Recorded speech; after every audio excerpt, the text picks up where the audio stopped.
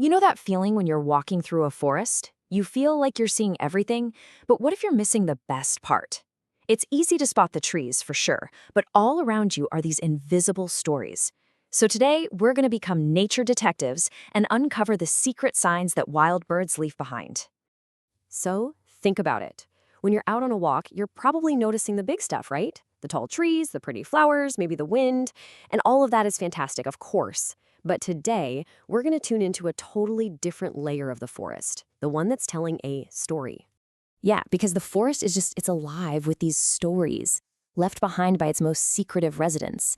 Birds, they're super cautious. They usually hide the second they sense us nearby. But here's the thing. They always leave clues.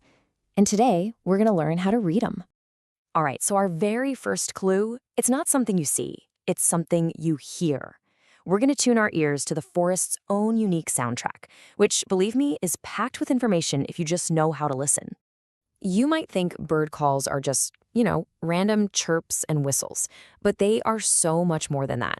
They are probably the single most powerful clue you have for figuring out who's around you. Every single sound, every melody, every sharp little note, it's a specific message with a very clear purpose. Okay, and this is where it gets really, really cool. Bird communication isn't just noise, it's practically a language with its own categories. You know that complex, beautiful song you hear in the spring?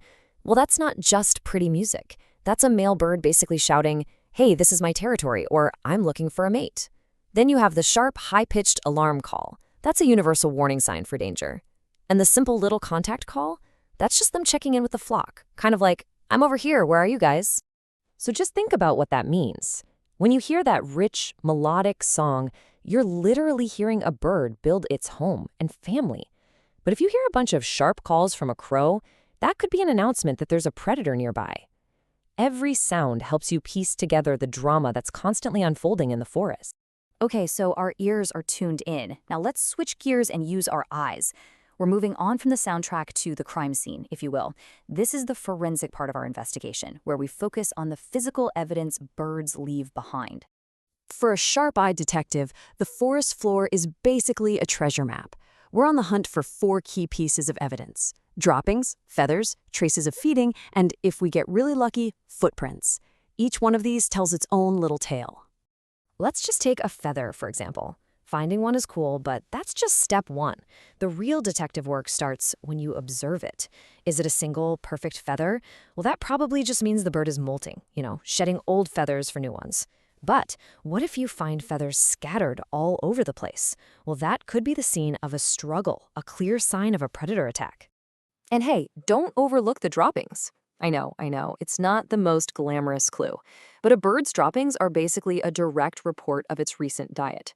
If you look closely, you can actually see stuff in there. See those little seeds? That means it's been eating berries. Or maybe you'll see shiny little fragments of insect shells. This tells you exactly what that bird has been munching on. And these feeding traces? They're literally everywhere once you start looking. Those holes drilled into a tree trunk? That's the classic calling card of a woodpecker hunting for insects. And if you find a pine cone on the ground that's been neatly stripped down to the core, that is a dead giveaway that a bird or some other little animal has been having a feast right there. All right, now for the big one, the ultimate piece of evidence. This is the sign that tells us not just that a bird was here, but that it's actually trying to make a home here. We're talking about the nest. A nest? I mean, it's so much more than just a pile of twigs, right? It's a bird's home base, it's a nursery for its young, and the architecture itself is a massive clue. The size, the shape, even the specific materials a bird uses can tell you exactly what species built it. And the key here is to really look at the construction. On one hand, you might see a small, intricate little cup woven together with grass and moss. That likely belongs to a smaller bird, like a sparrow. But on the other hand, you might see that big, kind of rough-looking platform of sticks way up high in a tree. That's the classic signature of a crow. Now, finding a nest is super exciting for sure, but just a little word of caution here. That home could be from last season and totally empty. Or if it is an active nest, the residents are probably very shy and get stressed out really easily. So observation from a respectful distance is always the golden rule. Okay, so now you know what to look for and what to listen for. The big question is, how do you maximize your chances of actually finding this stuff? Let's dive into a few tips to turn you into a master detective. First up, timing. It is absolutely everything. Birds are most active early in the morning and late in the evening. It's kind of like rush hour for them. In the morning, they're grabbing their first meal and singing to claim their territories. In the evening, they're getting that last meal in before bed. Midday, it's usually much quieter because a lot of birds are just taking a little siesta. And of course, location matters just as much. The edges of forests and any areas near water are total hotspots for bird activity. Why?